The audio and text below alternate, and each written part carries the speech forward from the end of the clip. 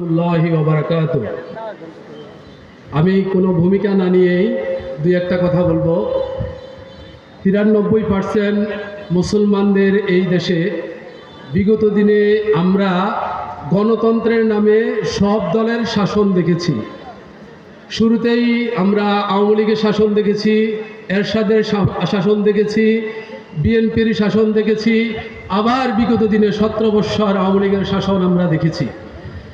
এই শাসনগুলোর মধ্যে এই 92% মুসলমানের শাসনের কোনো চিত্রই ফুটে ওঠে নাই, বরং এই সব শাসনের মধ্যে ছিল শোষণের হাতিয়ার।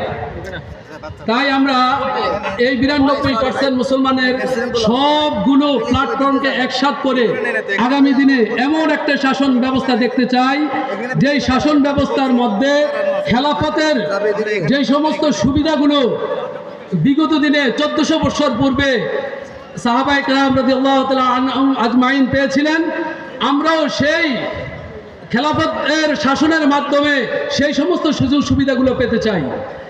খেলাফত শাসনের মাধ্যমে কি সুবিধা পাবো?